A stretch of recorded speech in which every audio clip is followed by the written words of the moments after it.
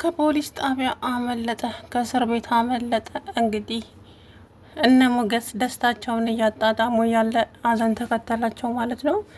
ዝና ከፖሊስ ጣቢያ ካመለጠ ችግር ነው። እንግዲህ ካሌብ የላከው ልጅ ደግሞ እንግዲህ መድብል ጀግናው እንደዚህ ካፈር ቀላቀለው። እውነት መድብልን ጀግንነቱን ሳላደንቅለት አላልፍም እና ጎበዝ ነው። ኤዱም ተመልሳ እነ መድብል ቤት ገባች ማለት ነው።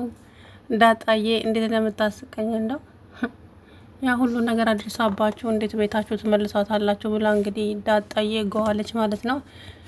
የሰው ልጅ እኮ ይሳሳታል፣ ግን ደግሞ ከስህተቱ እንዲማር ማድረግ ነው። ከስህተቱ ተምሮም ደግሞ ይቅርታ ከጠየቀ ትልቅነት ነው አላት መድብል። እናም ኤደን እንግዲህ ወደነ እሱ ቤት ተመልሳለች። መሀሌት ተብዬዋ አይ መሀሌት እንደው ምን ይሻላት ይሆን? እንደሞ ጉራ ነው የሚያስቀኝ እውነት ለመናገር እና ከዚህ በኋላ ማህሌት ሌላኛዋ ዝና ሆናለች። እኔ ማነኝ? ሌላኛዋ ዝና፣ ሴቷ ዝና ነኝ ብላ ስትንቦተረፍ እንግዲህ ዝና ከእስር ቤት አምልጦላታል። አሁን መቅቢያ ገዳዳው ነው የሚጠፋት። አቶ ካሌብም ደግሞ እንግዲህ በየርሽበት በሙሉ ተሳስተሽ እንኳን ስለኔ ስም እንዳታወሪ ብሎ አስጠነቀቃት ማለት ነው። እሷም ደግሞ በፍጹም ማለት አላነሳም፣ ስምህን ለምን ብዬ አነሳለሁ አለቃ አለችው። ከዚህ በኋላ አለቃ ብለሽ ባትጠሪኝም ችግር የለውም ካሌብ ብለሽ ጥሪኝ አላት። እሺ አለቃ ማለቴ ካሌብ አለች ወይዘሪት መሀሌት። እንግዲህ አቶ ዝና እንግዲህ ከእስር ቤት ካመለጠ ከባድ ችግር ነው የሚፈጠረው። ገብቷችኋል? በጣም ከባድ። በዛ ላይ አሁን የእሱ እንትኑ ተመልሶለታል፣ ንብረቱ ተመልሶለታል። በፊት ታግዶበት ነበር። አሁን ግን እንትኑ ተመልሶለታል፣ ንብረቱ እንግዲህ ጠበቃው ስለመለሰለት በጣም ደስ ብሎታል። በጣም ማለት ነውና እንግዲህ መጨረሻቸው ምን እንደሚሆን ባላውቅም ለዛሬው ግን ያው እንትን ብለዋል ማለት ነው። አይዘና ወጣ እንግዲህ አመለጠ ከእስር ቤት። ከባድ ችግር ነው የሚፈጠረው እመኑኝ ማለት ነው። ስለዚህ ለእያንዳንዱ ነገር እንግዲህ ለሚፈጠረው እነሱ ናቸው የሚያውቁት፣ እኛ የምናውቀው ጉዳይ የለም። ለማንኛውም እንግዲህ ለዛሬው ግን እንደዛ ነው እና ዝና ከእስር ቤት አመልጧል። መሀሌትም እንኪ እስካሁን ከዛ ከለቃቃሚ ደላላ ጋራ ነው እንዴ? የእሱን እጅ ነው እስካሁን እየጠበቅሽ ያለሽው? ይሄ ለቃቃሚ ደላላ እያለች አታስቢ የኔ እናት፣ ምንም አታስቢ እሺ። ከዚህ በኋላ እኔ ምንም ቸግረኝ የለም፣ እንደፈለግኩ ተንደላቅቄ እንደፈለግኩ አድርጌ ነው የምኖረው ከዚህ በኋላ አለች ወይዘሮ መሀሌት። እውነት? ለማንኛውም ይሄን ብር አርፈሽ ያዡ፣ አንድ ቀን ይጠቅምሻል። ይሄ ጥጋብሽ ይበርድና ደግሞ እንደለመድሽው ስታለቃቅሽ እንዳላይሽ ብላ ጥላት ሄደች። ኧረ ጥጋብ ድሮም ደሃ ሲጠግብ ያለው ጭራሽ ባዝን ኩላት እኔ ላይ ትፈላሰፍብኛለች እንዲህ። ወይኔ መሀሌት እያለች እንግዲህ አቶ ካሌብ ስራ አሰማርቷታል። የዝናን መኪና ሰጥቷት እንግዲህ ስራው ምንድን ነው? ልጆችን ወደ አረብ ሀገር እንልካለን እያለች እያታለለች ካሌብ ጋር ለመውሰድ። ከዛ በኋላ ካሌብ ጋር ከደረሱ በኋላ ምን ይሆናሉ? ኩላሊታቸው ይወጣል፣ የፈለጉትን ያሻቸውን ያደርጋሉ ማለት ነው። እና ፈጣሪ ይጠብቅ ከእንደዚህ አይነት ሰው። እናማ ያ የካሌብ መንትያ ደግሞ እኔ በህይወት እያለው ከዚህ በኋላ ስለ አንድ ነገር ሲያወራ ወይም ደግሞ ጫፍ ላይ ሲደርስ ካየው እመነኝ እሱ እንደ ካደኝ እኔም ክደዋለሁ። በእርግጥም ክዶኛል የእናቴ ልጅ። ስለዚህ በዛ ሰዓት እኮ አንተ ነበርክ እንትን ያልክልኝ፣ እሱ አልነበረ። አንተ ነው የደረስክልኝ። ዝና ማነው መድብል የደረስክልኝ አንተ ነህ። ስለዚህ አሁን ልኩን አሳየዋለሁ ላቶ ካሌብ እንደዚሁ እንዳናፋማ አይቀርም አለው። ተው ወንድሜ ስፈልግ ግን አለው። አሁን አንተ ከዚህ ከተማ ቶሎ ብለህ መውጣት በፍጹም የትም አልሄድም። አሁን እኔ ከአንተ ጎን የምቆምበት ሰዓት ላይ ነኝ አለው። እሺ እንግዲህ ካልክ ምን አደርጋለሁ።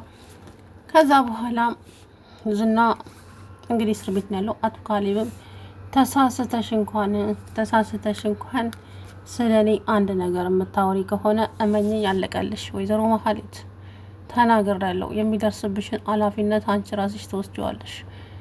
እኔ ካሌብ እንደሆነ ነግሬሻለሁ አላት። እሷም እሺ አለች። እንግዲህ በስተመጨረሻም ወይዘሪት መሀሌት የመኪና ባለቤት ሆናለች። ግን የሚያሳዝነው ነገር ዝና ከእስር ቤት ካመለጠ መኪናው ለሱ ይመለሳል። ዝና ማነው አቶ ካሌብ ምናልባት ከመለሰው ማለት ነው።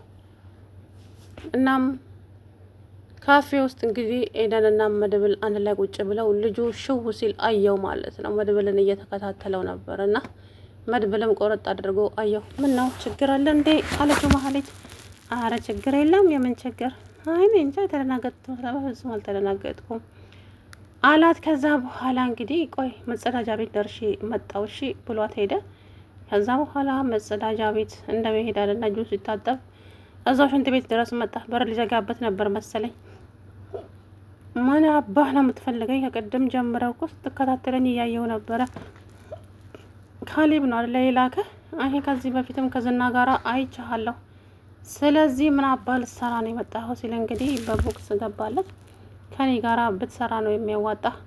የፈለግከውን ያክል ገንዘብ አስገባላለሁ። ማ ከአንተ ጋራ መቼም አላደርገው። መቼም ደግሞ አንተን ላምን ይመስልሃል እንዴ? እንኳን እኔን ካሌብ ማምነህ ሆይ እየሰራህ አይደል እንዴ? ስለዚህ አርፈ ከኔ ጋር የምትሰራው ነገር ትሰራለህ አለው። እንግዲህ በምን እንደተስማሙ ባላውቀውም እንደዚህ ወቅቶት ነበረ ግን ለጊዜው። ከዛ በኋላ ካሌብ እንግዲህ እዛው ቁጭ ብሎ ስጃራውን እያጨሰ ነው። እናም ኤዱን እንግዲህ ከዛ በኋላ መሀሌትን አግኝተሻት ታውቂያለሽ? አገኘዋት፣ ለዛውም ደስ በሚል በቀል አለቻው። እንዴት 280 ሺህ ብር አጭበረበርኳት። ምን? አዎ ግን አይገርምም? አንድ ቀንም እጄ ላይ ትወድቃለች ብዬ አስቤ አላውቅም ነበር።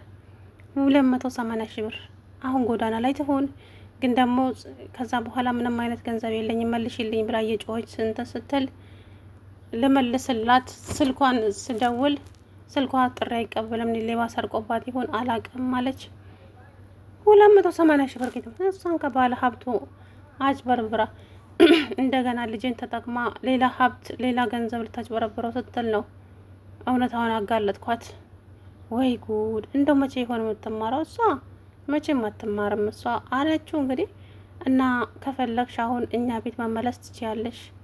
አንቺ ከሄድሽ ጀምሮ ማንም ሰው የለም፣ አጋዥ እንፈልጋለን። እውነቴን ነው መድብል? አዎ እውነቴን ነው። ምነው? አይ ምንም ደስ ብሎኝ ነው። ፈቃደኛ ከሆንሽ አሁን እንሂድ አብረን አላት። እሷም እንግዲህ ቢሮዋን ከዚህ በኋላ ግን ይሄ ሱስ የሚባል ነገር ቢቀርብሽ አላት። ኧረ እተወዋለሁ ከየት ይመጣል ብለህ ነው መድብል አለች። ከዛ በኋላ እንግዲህ መድብል ወደ ቤት ይዟት መጣ። እነሱ ተሰብስበው እራት እየበሉ እያለ ብሩክ ሞገስ ሆነው ከዛም ይዟት ሲመጣ እንግዲህ ዳጣዬ ጭራሽ እንዴት ቤት ድረስ ይዛት ትመጣለህ? ያ ሁሉ ያደረገችን ሴት ቤት ድረስ ምን ሆነሃል? ምን አስነክታ ነው ያፈዘዘችህ? አለችው።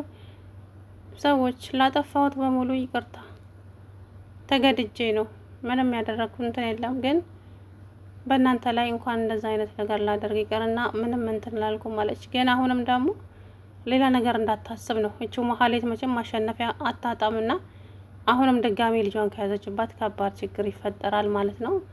መድብል እንግዲህ ወዷታል ኤደንን ማለት ነው። በነገራችን ላይ ኤዱን ወዷታል።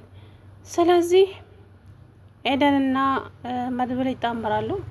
እንግዲህ የብሩክና የቅድስት ሰርግም በዚህ ሳምንት ነው። ሚዜ ካነሰን እንደውም አንቺ ሚዜ እናደርግሻለን ምናምን አላት። ደስ አላትና ተመለሰች ማለት ነው። እንግዲህ ማነች ቅድስትም ስታያት በደስታ ተቀበለቻት፣ ፈገግ እያለች። በደስታ አልተቀበለቻት ዳጣ ብቻ ናት። አጉርሱኝ በጣም ርቦኛል ስትል ሲለ እንግዲህ ቅድስት ማናት ዳጣም ደግሞ ደረቁን እንጀራ ጠቅልል አድርጋ አጎረሰችው ማለት ነው።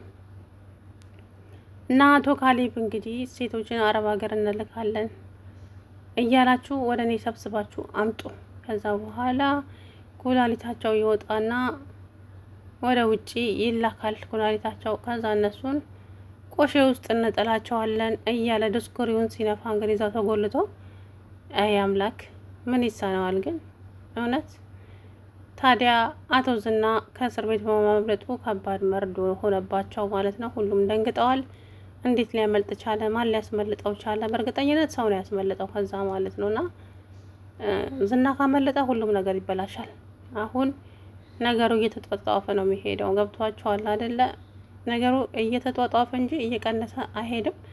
ስለዚህ እንግዲህ ዝናም ደግሞ ማምለጥ አልነበረትም፣ ግን አመለጠ። እንግዲህ ጠበቃውም የመድብልን ገንዘብ አስመልሶለታል። ቤቱ ግን ትንሽ ፕሮሰስ ስለሚበዛበት ይቆያል። ገንዘቡ ግን እንዳለ ተመልሶለታል ማለት ነው።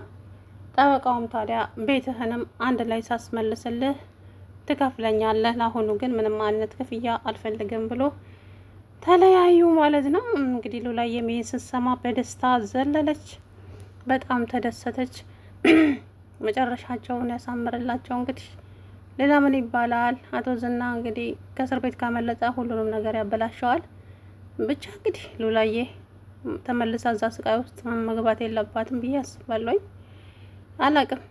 ሰላም ውድና የተከበራችሁ የቻናሌ ቤተሰቦች እንዴት ናችሁ?